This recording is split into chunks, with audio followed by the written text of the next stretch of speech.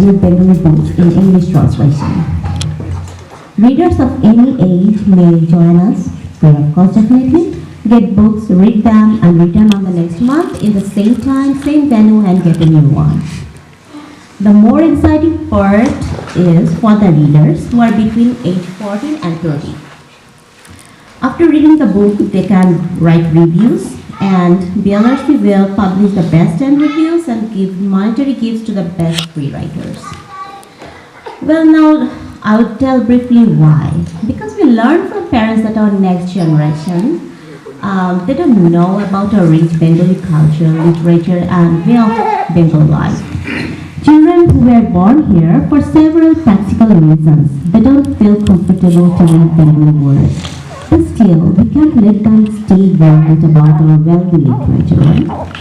That's why we brought these types of books so that they can get the essence of our rich literature in their comfort way in English.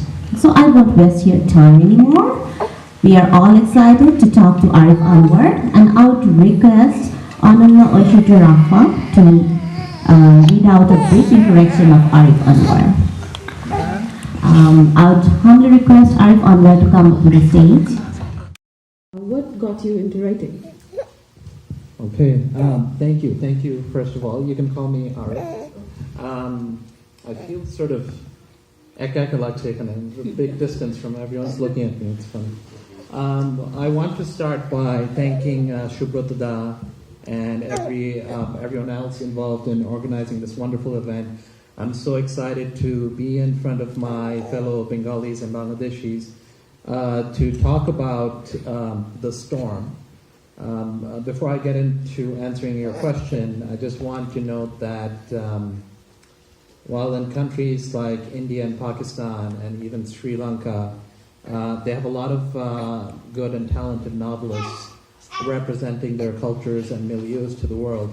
Unfortunately, in Bangladesh, we have been a little bit behind, but now there's a very talented, I'm not necessarily including myself in that, very talented group of novelists who are coming up, Tamima Anom and Zia Haidar Rahman. I think there was someone named Tanvi Nandini Bishash and Ruman Alam in New York. So it's a long time overdue that we Bangladeshis writing in English see themselves represented in the world, and I'm excited to be a part of that. To answer your question, what got me into writing, I got into actually writing at a fairly late age for writers, early 30s, which was about 8 or 9 years ago. When I was growing up, I was always a very avid reader. So I would be that child at the dinner table who would always have a book by his side, and as he was eating, ketamar boy patal ketam. I'd flip the pages of a book as I read, and my family would sort of laugh at me because they found this behavior so funny. And I think it wasn't until 8 or 9 years ago that I really thought about maybe writing creative fiction, because I found reading to be a very enjoyable activity, and I didn't think that writing would be an enjoyable activity as well. So I started writing. I took a course at U of T, taught by Dennis Bach at the School of Continuing Studies, and I met a group of other writers to that class, and we kept meeting and we kept writing. And then, so through that journey, what was the beginning of the novel that's called The Storm was born. Okay, this kind of leads to my next question, which would be, you sort of answered it, but what experiences led you to write this book, and why did you choose the 1970s polar cyclone of everything else? And who inspired your book's characters, I think would be the next following question. Sure, that's a great question. What inspired me to write the book was there's a character in the book called Sharia who has a daughter who was half American. Mm-hmm. And I was married before, and I have a daughter who's half American, and she's 15 now. Her name is Asha Anwar. And a lot of the experiences that the character Shahryar had of trying to connect to someone who has half of his culture and half of another culture, and trying to get her to appreciate and learn about his culture, those were things that I had gone through. So through that character, it was an opportunity for me to explore those things, because in pages of the book you'll see that there's actual Bangla letters that he's trying to teach his daughter, and the concept of literacy, shakrata, is also a concept that's strongly in the book. And that was some of my work that I had been doing at BRAC, as a BRAC education program. And my doctoral dissertation was on adult literacy. So that had worked itself into the book. As for using the jumping off point of the Bola cyclone, it was such a seminal event in Bangladeshi history. It sort of led to the liberation war. But it seemed to me that even we collectively, as a country and a society and a people, had really forgotten about this incredibly catastrophic event. Even though they say between 250,000 and 500,000 people died overnight, it's not really in our Jatiyo Sriti Jatwa. It's not in our collective consciousness as much as other things. 1970 seems to be a little bit forgotten compared to 1971. But what happened as an aftermath of that storm, where the West Pakistani government would not provide us with the necessary aid, they refused aid from India, and they showed just general apathy and disdain to our population. That led to the election of November 1970, in which Sheikh Mujibur Rahman won the popular vote, and he would have become prime minister, but he wasn't, and he was jailed, and we all know that history. But that really set off the liberation war, and it's probably also the greatest natural disaster that has happened in the last few hundred years, if not last 1,000 years. But very few people know about it. Even if you ask a lot of Bangladeshis, they might not know about it. So I thought it was important to bring that to the forefront. That would have been my next question. You were answering my questions before I'm even asking them. It's a new question. Yes, I would. I will. So that would have been our new question as to what was the vision. So I guess it was bringing it to the forefront for a lot more people to know about this. Yes. And making them more knowledgeable. Yes. Okay. So by vision, do you mean the vision for the book? The vision for the book. Okay. I'll tell you what one of the visions, or one of my hopes or aspirations was. I wanted to honestly demonstrate that a Bangladeshi could write a book that's just as good as an Indian or a Pakistani writer, that didn't have to be focused on the ideas of diaspora or identity or oppression or injustice, which some diaspora writing tend to be. I wanted to show that we could write an epic book. We could show all the intersectionalities that happen in a region like Bangladesh, which has a much more complicated and richer history than many people give credit for. One challenge for Bangladesh is that we tend to get overshadowed by a larger and much flashier neighbor, which is India, something that I think Canadians, many of us here are Canadians, can relate to, who get sort of overshadowed by a much larger and flashier neighbor to the south, which is the U.S. So it was really one thing that was working behind me was a matter of pride, and I wanted to show that we could write a big epic book set in that place that doesn't necessarily have to be just centered around the concepts of identity or ethnicity or oppression or injustice. And I think you did a very good job at it, because it's getting a lot of good attention, positive attention, and that's that's good for us as a community, I think. There was a recent article on Toronto Star based on your book. The storm has just been available in Indigo since March 13th. CBC Books mentioned you in the 12 books you should read this season. And you just did the Get Lit podcast with James Tennant. So how does it feel to get so much accolade and praise for your first novel? And how much of this was anticipated? It wasn't anticipated. When I was writing it, I didn't know whether it would be good or not. And when I had finished my first draft, one of the first people to read it was my wife, Celia, who's right here.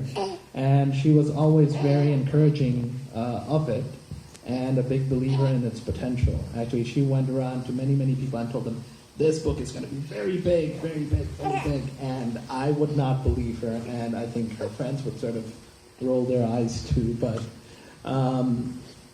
it came along very unexpectedly, the things that happened. Getting an agent in New York, which is one of the most difficult things. And my agent's name is Aisha Pandey. She's half German, half Indian. And she saw the potential right away for the book, and we worked on it a long time. And then we sent it for submission in the fall, November of 2016. And right away, 3 of the big publishers wanted to buy the book, and they actually went on auction, bidding against each other to buy the book. Then we sold the book to Simon & Schuster in the US the next month. Recently, we just sold the rights to the book in Germany and Turkey. So I still pinch myself every day. Even being in this position, talking to you, I did not honestly think would happen. And I feel very privileged and blessed by the Almighty. And I hope I can, I've got some responsibility now because there aren't so many Bangladeshi writers. And I hope that through this privileged position, I can highlight our community in a positive way. I strongly believe that this book was much needed at this time and at this place. And I hope that this gives a strong push to people who want to get published, who know that, Arif Anwar just published a book. Maybe I should try writing too, right? So my next question is, what books inspired you? I know that as scrolling through your Twitter feed, and you seem very active, and you mentioned that you were amazed that your book was next to Jeffrey Archer's book. You did go through my Twitter profile. I did. Thorough research, I call it. So what books inspired you, and why did Jeffrey Archer's book inspire you? What books inspired me? I loved reading, as I said, at a very early age. And when I was young, I would read every book I could get my hands on. I'd read the Iliad and the Odyssey. I'd read Mahabharata and Ramayana and Hajare Karapurajani, 1001 Arabian Nights. All those big epic books, and I'd read lots of other books too that you might consider sort of, not so literature-y, like Stephen King and Jeffrey Archer. At the same time, reading Dickens and Shakespeare. So I read a lot of books growing up that taught me a lot about what storytelling is, what sort of story formats I like, whether they're big or epic or small and intimate. Some of my current favorite writers would be Chumpa Lahiri, who I love very much, Rohinton Mistry, who is a fantastic writer. I like, who else? Those are the two that I can think of. I love J.R.R. Tolkien's Lord of the Rings. And I love, the 100 Years of Solitude. So those big epic sort of books that have a certain amount of magic realism in them, I love.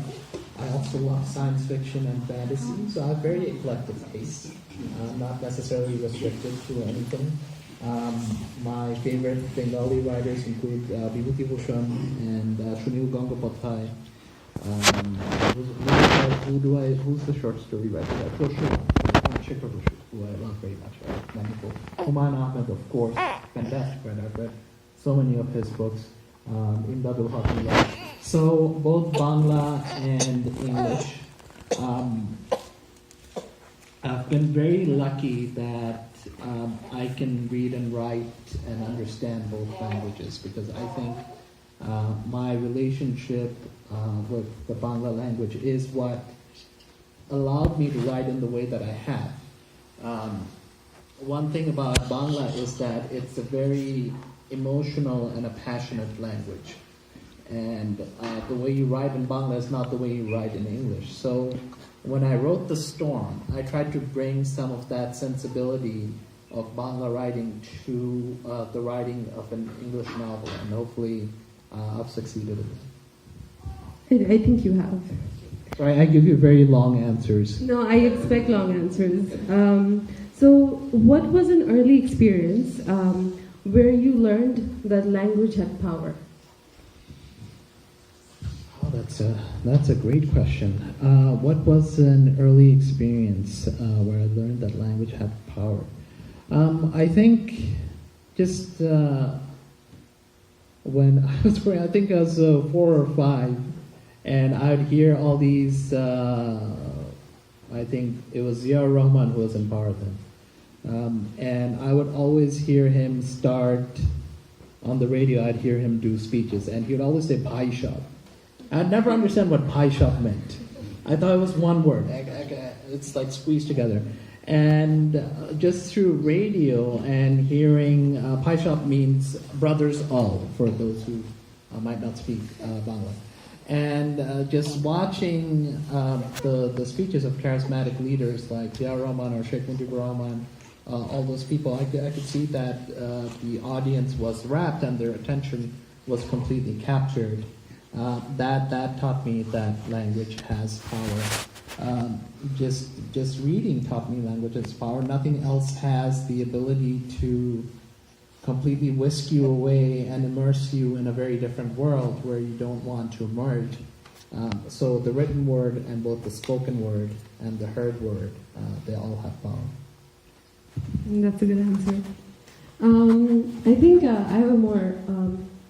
would it be a serious question? A more complicated question, I guess. What is your thought on self-published work versus being published by a publishing house? How do you think the experience is different, and do you think each experience influences each other? Because you have published a book, but you also have other work that are not published like a novel. So how do you think they feed into each other, and how do you think they're different? Well, I mean, it depends on the sort of cultural or national context. In Bangladesh, almost everything is self-published, right? Because we don't have that publishing infrastructure where a publisher buys your book and then publishes it. That's almost unheard of, unless you're someone like Humayun Ahmed or Imdadul Haq. Most people are self-published. My mother, who has written 7, 8, or 9 fantastic books, including one on comparative treatment of Hindus versus Muslims in West Bengal and Bangladesh. Her name is Sultana Nahar, and she's written several books on poetry. All her books were self-published, and she's a fantastic writer, and she's someone who's inspired me very much. But I think in most cases, I would tell people, especially if they are in the West, in North America or England, to try as hard as possible to get published by a publishing house. Because, again, this goes back to the idea of the publishing infrastructure that exists in these countries. They are so oriented towards the big publishers. The big publishers have the connections with the big stores. They have the distribution. They have the national outreach for print media, for a national publicity campaign. Doing that on your own, unless you want to sell just maybe 100 copies to your friends, doing that on your own is an exceedingly difficult challenge. So if you want to sell a book, that has a very wide reach and reaches the widest possible audience. Unfortunately, because of the way things are, the best way to do it is through a traditional publisher, or at least a small print press that can get that publicity and into those distribution channels. On your own, it can still happen. There's Kindle, there's self-publishing, there's e-publishing, but for that, to capture that lightning in a bottle through self-publishing, it's rare and it's difficult. So I would urge people to find a press, and if only they are unsuccessful in finding a press, only then to self-publish. Okay. This question is for all the younger people who want to write. What advice would you have for the young individuals who have just started their writing journey? And to add to that, if you could go back to your 15-year-old self, what would you tell yourself to do? Well, my 15-year-old self was not writing, so I would tell him, hey, you're going to be writing a novel in 16 years. But my advice to anyone wanting to write is to tell them to read first. Read a lot. Read every day, as much as possible. Read and consume media, not necessarily Twitter or Instagram or Facebook, as all these distractions tend to exist now. But watch great films, listen to great music, read great comic books or graphic novels, look at great paintings, because there's more to creation than just one medium, which is reading. You can be inspired by a great scene you see in a film. You can be inspired by a great piece of music. So immerse yourself in culture and art as much as possible. And most importantly, read every day. And write a little bit every day. Don't take a day off. I mean, I don't follow this advice myself, but I try to. But try to read every day and write every day. Thank you for that amazing answer. I'd like to open the floor to anyone in the audience who might have a question for Arif. Someone in the back. Arif, I'm Bangladeshi, and I don't speak English. Bangla is my first language. So you are also from Bangladesh. So I'm very much interested to know how much language can be a barrier to my father's success as a writer, as a novelist, or as a poet here in the West. Could you please explain? And if I want to be a successful writer, how can I prepare myself? I don't think necessarily not knowing English is a barrier to success, because in Bangladesh and West Bengal and just through the Bengali language, we have such a wonderful literary tradition and history. I think we have a lot to be proud of. Unfortunately, English is the world's lingua franca, and that is the way for us to reach the widest possible audience. And, you know, early on, what is the advantage that India has that we don't have? Early on in their history, they decided that English would be a strong part of their one of their official national languages. Pakistan and Bangladesh, we decided to focus more on our mother tongues and less on English. So that set us back a little bit. But now I see us slowly catching up. I think we can write wonderful things in Bangla that which might then get translated into English. It doesn't necessarily have to be in English, first of all. My mother-in-law and my father-in-law are here. Do you know who one of the most famous poets in China is? Rabindranath Tagore.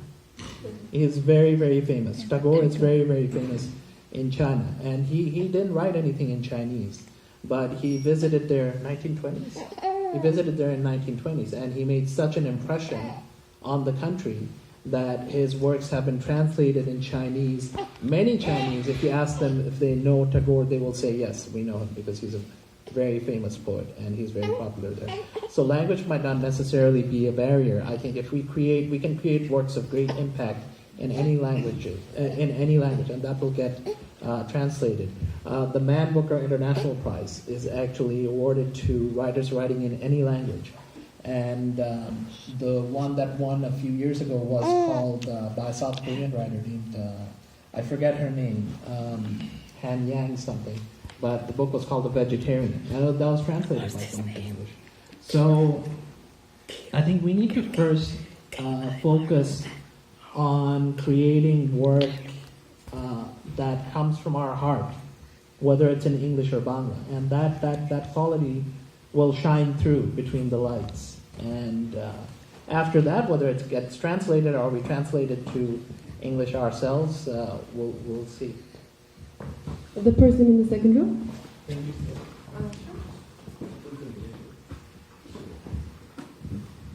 My name is Hassan. First of all, I'd like to thank you for becoming one of the role models for Bangladeshi-Canadian or Canadian-Bangladeshi in this literary forum. Did not have a chance to read your book yet, so personally it is difficult for me to accept anything about your literary genius, but in due course of time I will do. I hope I have some. My question is related to my daughter. My daughter is 16 years old. She wrote a book called Paralyzed Perspective. It's a 420-page mystery book, murder mystery. She's 16? She's 16. But the difficulty we're having right now, as a 16 years old, nobody actually recognizes her. She kept sending her manuscript to different agencies, different agents, but nobody recognizes. And it's a big challenge for her to keep up the spirit, but I always tell her that look at J.K. Rowling. She sent her manuscript to 16, 17 publishers. Nobody recognized it, but now look at her. So it's a my way of inspiring her. But what would be your piece of advice to children like my daughter? Thank you. Thank you. Well, first of all, I'm amazed she wrote a 420-page novel at the age of 16. I'm like almost 3 times her age, and I haven't written a book that long. I think it's good to, when you have a piece of writing, it's good to show it to people who will give you kind but constructive advice. And that doesn't necessarily have to be family members who might not always be able to be niropekho, without taking sides, right? So I would encourage her to join a writing group of fellow writers and do what's called workshopping pieces, as in submit a piece every week and get everyone's feedback. I'm amazed that she wrote a murder mystery at that age. I certainly did not have the life experience or the skills at that age to write something. It's in English? Yeah, so that's absolutely incredible. And and she should love her work very much, because it is something to be proud of. And publishing should not always be the end goal of a creative work or a novel. I told myself when I finished the book, even if I don't sell it, even if it's just my friends and family who read the book, I'm still happy, because this was the vision I had in my head, and I've achieved it, and people have read it, and it's good. I can close this chapter. So everything else that has happened since finishing the book is a bonus. So she should take a few creative writing classes, if she can. Submit those pieces for a professional, such as a writing instructor. The U of T School of Continuing Studies, where I teach creative writing, has several courses in creative writing. She can submit it there, and to get some outside perspective on her work, and to keep at it. I can't wait to hear what she has planned next. If she's already done this, I'm very amazed, and please tell her how impressed I am. My name is Kazi. My name is also Kazi Arif Anwar. I just didn't write it here. So my question is like, where I have seen the advertisement of Storm, and I had the opportunity to listen to your interview with CBC, I believe, or. Oh, but I think it might have been the radio interview. The CBC interview has not come out yet. Yeah, the radio interview. Yeah. So I was listening to that, and we are discussing about the book without knowing the storyline. That is very interesting. I did not have the opportunity to go through the book yet, but the typical storyline concept, Vibhuti Bhushan or Bimal Mitra, sadism is a part of the Bengali culture, which I do not like that part of Bengali culture, because we have got a lot of other things, positivity. We have done a lot of creative things in our Bengali lives that includes so many struggles, so many achievements. So, what would you please give us the idea of what is the storyline that you have developed in brief, like 5, 6, 7 minutes or anything? That's a great question. Thank you. I was hoping for the opportunity to tell you what the storyline is. So it's a non-traditional storyline. Right at the beginning of the storm, we are on the coast of the Bay of Bengal, and we are seeing through the eyes of the wife of a fisherman called Hanufa, and it is on the eve of the storm. And on that night, she makes a very critical decision, which I won't spoil what that decision is.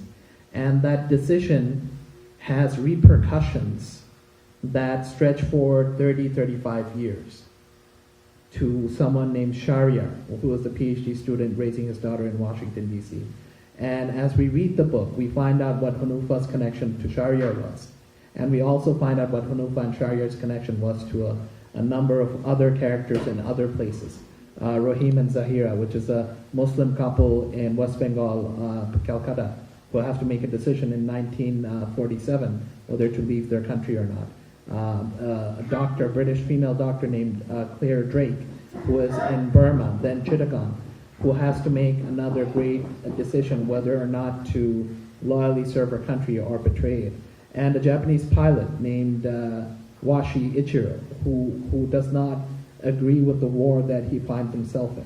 So as we read the book, we find out the connection between Hanufa and Shahryar and Rahim and Zahira, and it's a non-traditional structure where we flip between characters, and near the end, it all begins to make sense. And just a following question. Is that person somehow representing you, like person standing in Washington? I'm sorry, I'm just trying to explore. I'm not trying to harm you in any way. No. I think I'm much more charming than that person in the book. So, no, that character Shahryar, when I was writing him, he sort of needed a biography. So I lent him some of mine.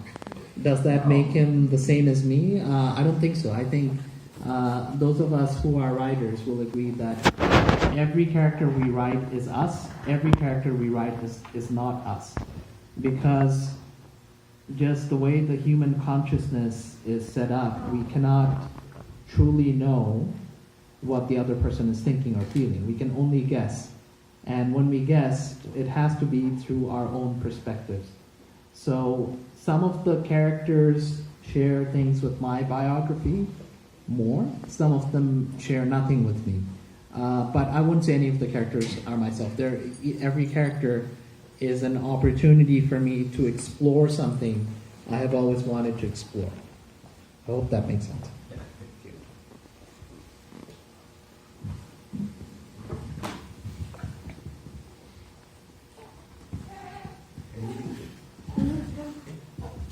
Maybe a community question if you allow me. Of course. I'm very much worried about the language barrier.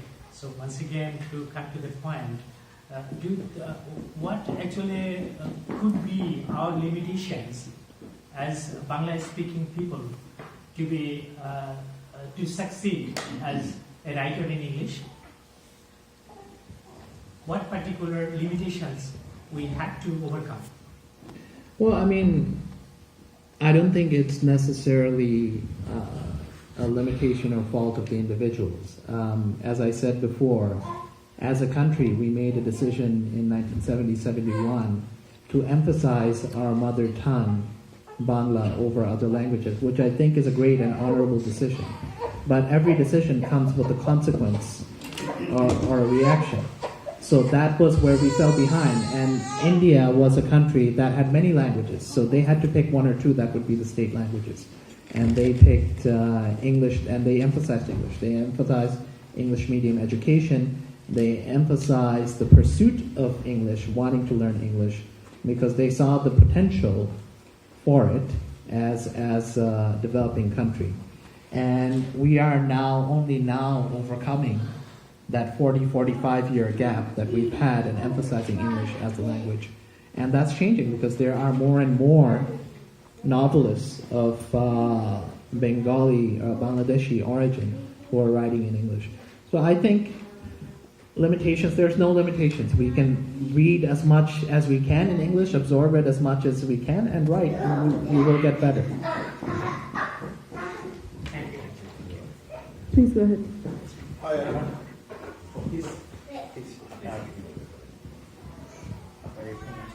বাংলায় ভাষান্তর করার কোনো plan আছে কিনা, আর আপনি ইংরেজিতে লেখার আগে বাংলা ভাষায় লেখার চেষ্টা করেছেন? It's a great question. The question is whether there are any plans to translate The Storm to Bangla, and if I had any plans to write it in Bangla myself. আমি খুবই লজ্জিত যে আমার বাংলা লেখার সেই ক্ষমতা নেই যে আমি বইটা ওইভাবে প্রকাশ করতে পারতাম, যে বাংলায় লিখতে পারতাম। আমি পড়তে পারি খুবই ভালো এবং বুঝতে পারি খুবই ভালো, কিন্তু I just don't have that much skill in Bangla to really do justice to the story. Whether it will be translated in Bangla, that's up to the publishing gods. Or if the rights, the Bangladeshi rights or Indian rights or subcontinental rights to the book have not yet been purchased. So that's how it works. You sell rights to the different regions in the world. So if they get sold, or if there is some very kind-hearted Bangladeshi who likes the book so much that they take on this project on themselves to translate, that's the only way I think I see it coming forward. But hopefully, if the book is getting more and more publicity, hopefully we'll see some interest. I'm actually a very close relative. My brother's father-in-law is Shamsuzzaman Khan, who is the director of Bangla Academy, and he has always been very encouraging of the book. So hopefully he'll let me know if there's some interest in Bangladesh, and we will see. I want to see very much. I want to see very much The Storm published in Bangla. It's very important to me. I've got one last question. As many as you want. In the book Storm, is Shahriar trying to give any message to the world or to the Bengali community? Is Shahriar going to give... I think that's a question that the reader can answer.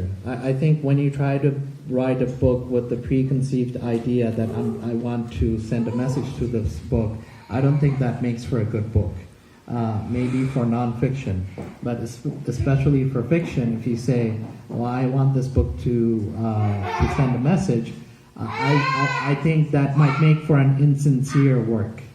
And it is not as heartfelt as it can be. I think people who read it, Shahriar's struggles or his challenges in the book are sort of small in scope. They're very intimate and personal. I think people might relate to it in a personal level as a father or as a foreign student or whatever other identity that he occupies. But I will leave that question to be answered by the readers themselves when they read it. I think first I should say, hi Arif, I love you. Thank you. But the reason is your salutation to our war of liberation. Very nicely you connected 1970 with 1971. You are right that most of the people forgot that 1970 is the essence of the landslide victory in 1970 election, without which you, Arif, or me, Shujit, we could never think to be here. I think so. So, salutation part is gone, love part is gone. Now, let us come to the part of your structure of your novel. Usually we see that to supply the nutrition to the main plot, the creator creates some plots, subplots. But in this building, we see that you have used some main plots as if it's like internet connection. What is internet? When more than one net, 2 or 3 are connected well, we call it internet. So very skillfully and efficiently you connected 5 nets and developed a literary internet. So is it your first one or any other book is there like this? Thank you for that great question and great compliment. It's a very unique analogy for my book that I hadn't even considered. Maybe I will steal it from you and I will use it as well. Internet of connected subplots. Yes, it's correct. You are correct to say that in a lot of traditional novels, you have one main plot and you have smaller subplots. From the beginning, I said I didn't want to write a traditional novel. And when you have one big plot, that one big viewpoint or perspective dominates the entire novel. And I didn't want one view or one perspective to dominate the entire novel. I wanted to give the idea of agency, khamata, to each of these strands that connect together, because I feel like there's a synergy when we realize the invisible threads that connect our lives to those of others, and the small decisions that we make today or tomorrow, the long-term consequences that they might have, not just on our lives, but on others. And that's what I tried to bring together, so that the first chapter you read is about Hanufa, and the very final chapter you read is also about Hanufa, and that very same night. And by then, the reader has a 360-degree perspective of her life, of both her past and her future. And that, I thought, was a very powerful effect whenever I could read the book as a reader. And that's why I separated the strands into 5 separate but equal strands that nonetheless connect, as you said, as an internet of storylines. Good one. Thank you. And the last one is very personal. Suppose you are not the creator of the novel, you are the reader of the novel, and I am presenting 2 ladies in front of you, Hanufa and Claire. Whom do you like? Are you kidding? My wife is right here. It's a virtual idea. I think she has courage there, that courage. Yes.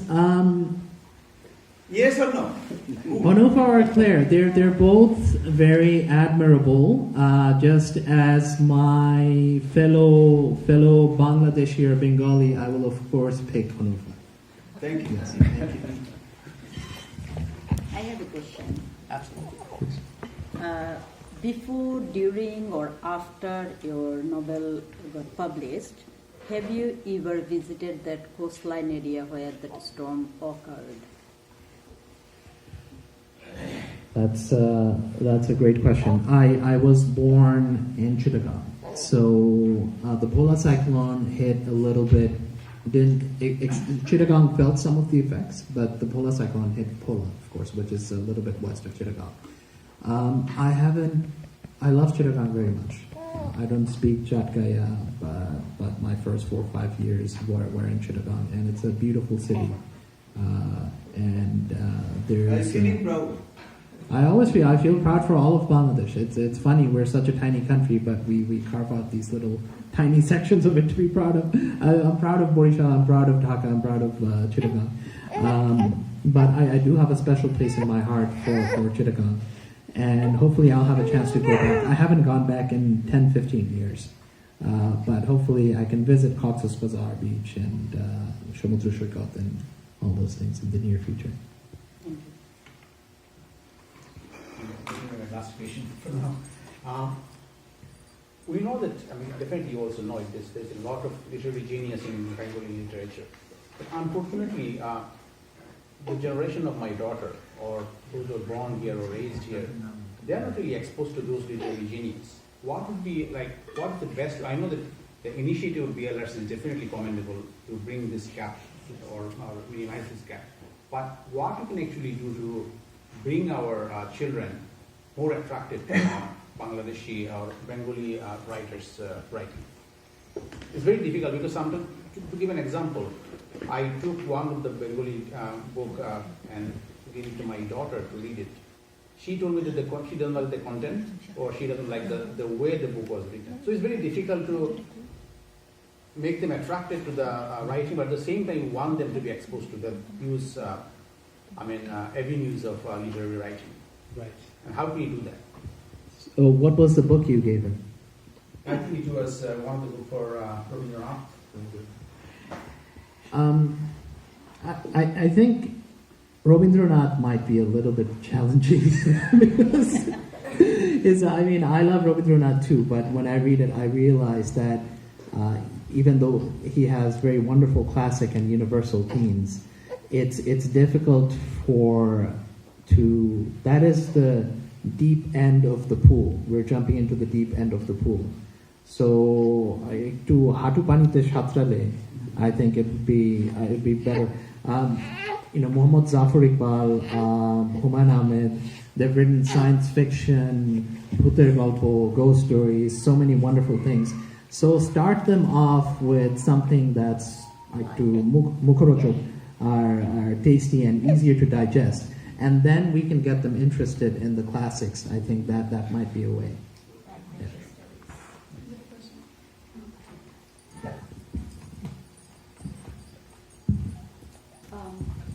Thank you Arif Anwar. আমার আসলে বাংলা বলি, হ্যাঁ, আমার আসলে ছোট্ট একটা প্রশ্ন, এটা আপনার বই নিয়ে না। আপনি শুরু করেছেন লেখালেখি দেরিতে। আমি ভাবছি অন্যদের কথা যারা হচ্ছে লেখা শুরু করেছে, যে পাবলিশ করতে চাচ্ছে কিন্তু হচ্ছে না, এই যে দুঃখবোধ, এই যে কষ্টটা, এটা কিভাবে একজন রাইটার অতিক্রম করবে এবং এগিয়ে যাবে সামনে তার লেখালেখির জন্য? আমি জাস্ট এটা নিয়ে আপনার একটা খুব ভালো একটা সাজেশন চাচ্ছি। Thank you. Thank you. So the question was related to those who are writing and are, for whatever reason, struggling to publish, and how can we motivate ourselves to get through these sort of difficult times or these challenging times. And you wanted a good suggestion. Unfortunately, like many questions in life, there is no easy answer. I went through those challenges myself. I was rejected by more than 60 agents. The novel, The Storm, was rejected by more than 60 agents. I rewrote the whole thing from scratch at least twice. I wrote it for 5 years.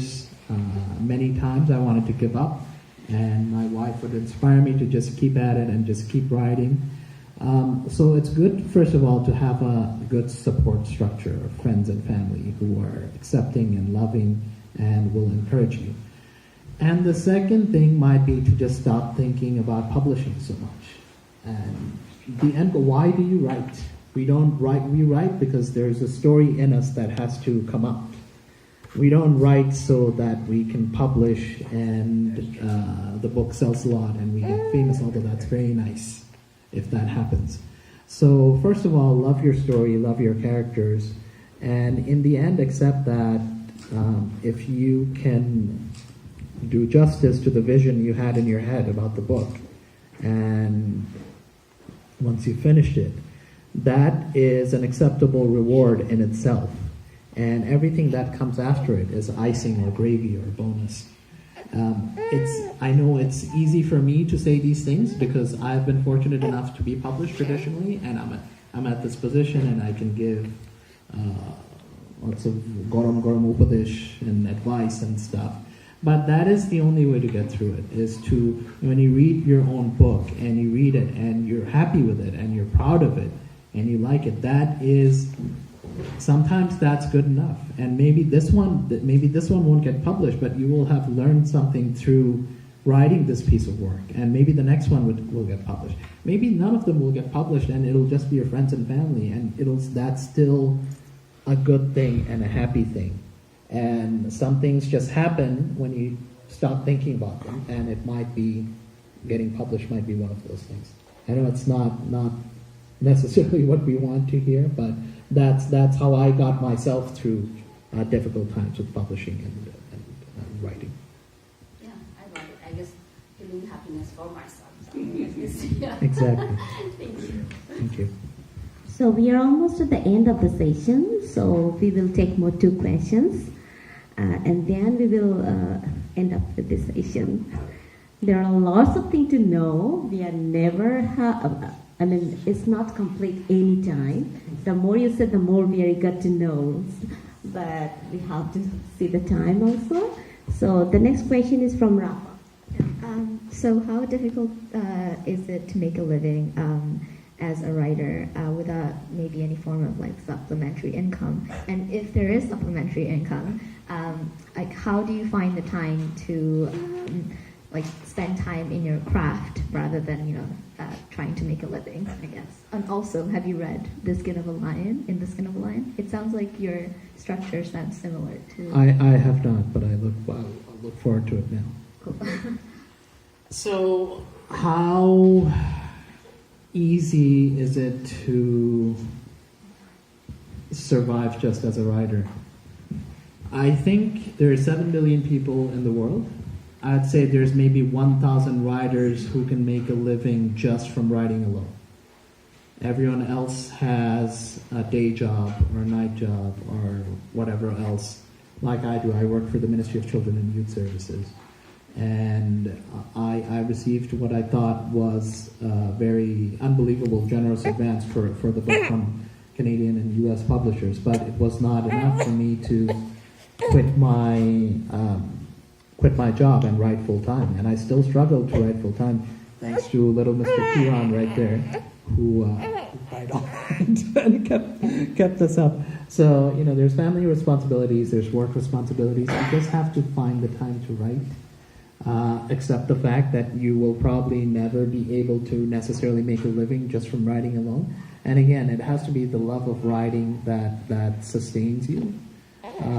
But it's I'll tell you, it's difficult. It is not easy. You just have to love the work. Yeah. And to add to that, I think I heard a person who was pursuing stand-up comedy, and he said something very interesting. He said, one for the kitchen, one for the soul. So that's an analogy, I guess, that we applied here too. I think that analogy is too deep for me. Can you? So it's like one job for the kitchen that would. Oh, right. That would bring money. One job for the kitchen, one job One for the the soul. Okay. Yeah. Oh, that's very The good. last question. Yeah. Go ahead. আমার আসলে কোনো জিজ্ঞাসা নাই, আমি একটা সুযোগ নিচ্ছি, সেটা হলো ধন্যবাদ এবং অভিবাদন জানানো। আমি প্রথম ধন্যবাদ দিতে চাই BLRC-কে, যে এরকম একজন আমাদের রত্ন বলবো আমরা যেখানে বসে আছি, যে জায়গায় বসে আছি, যে নারীর টান এবং ভাষার জন্য আমরা করি, যে আন্তর্জাতিক ক্ষেত্রে আপনি যে জায়গায় আমাদেরকে নিয়ে গেছেন, এমন একটা বিষয় আপনি তুলে ধরেছেন যেটার সাথে আমাদের এই একটা দুঃখজনক ইতিহাস, ৭১-এর পরবর্তীতে আমরা এত বড় দুঃখজনক ইতিহাসকে ভুলতে বসেছিলাম। হয়তো আপনি আন্তর্জাতিক ক্ষেত্রে এটাকে মনে রাখার একটা জায়গায় নিয়ে গেছেন। BLRC-কে ধন্যবাদ দিচ্ছি এ কারণেই যে আপনি আরিফ আনোয়ার এই যে জায়গায় বসে আপনার কথা শুনলাম, তার আগে যে প্রেক্ষাপটটা তৈরি করেছেন আমাদের BLRC এবং তার স্বপ্ন ধর যাকে বলবো আমি, সুব্রত কুমার দাস, আপনাকে নিয়ে অনেক গর্বের কথা বলেছেন এবং এত গর্বের কথা বলেছেন যে এটা শুধু আনুষ্ঠানিকতা না যে একজন লেখককে আমি উপহার দিলাম বা তার সম্পর্কে আমরা জানলাম, সত্যিকার ভেতর থেকে যে আনন্দটা আসে সেটাই প্রকাশ করেছেন। এবং সেটা কতটুকু আনন্দময় হয়ে উঠতে পারে আপনার কথা না শুনলে আমি নিজেও অনুধাবন করতে পারতাম না। এই কারণেই একজন লেখক কত বহুমাত্রিক জ্ঞান থাকলে পরিপূর্ণতার দিকে এগিয়ে যেতে পারে বা যাওয়াটা উচিত। আমি ইকবালের সাথে আপনার কথার মানে শুনছিলাম এবং আমরা দুজনে করতেছিলাম যে প্রতিটা উত্তর আপনি এত নিপুণভাবে প্রজ্ঞায় এবং মননশীলতায় দিয়েছেন যে আমাদের প্রত্যেকটা জায়গা ছুঁয়ে গেছেন, খুবই ভালো লেগেছে। আমার ধন্যবাদ দিচ্ছি এই মানুষটাকে যে এত প্রাসঙ্গিক বিবেচনার সহিত অনেকগুলো প্রশ্ন করেছেন, যেগুলো হয়তো আমরা আপনাকে জিজ্ঞেস করতে চাইতাম কিন্তু ওরা নিজেরাই প্রশ্ন করেছে। এই তোমাদেরকে অভিবাদন জানাই যে তোমরা আমাদেরকে সত্যি আমরা অনেক কিছু যা শিখিনি বা দেখিনি বা দেখার হয়তো চোখগুলো খুলে যায়নি, তোমরা আমাদেরকে খুলে দিচ্ছ। এটার জন্য আমি বিএলআরসিকে অভিবাদন জানাই যে এই ক্ষেত্রটা আমাদের যা এখানে তৈরি করেছেন।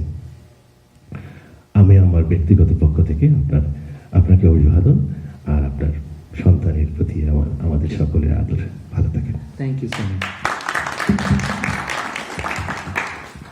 I also want to thank you because I think so far, although I haven't done many interviews, this has been the best interview so far. You've asked fantastic questions. Thanks for coming here.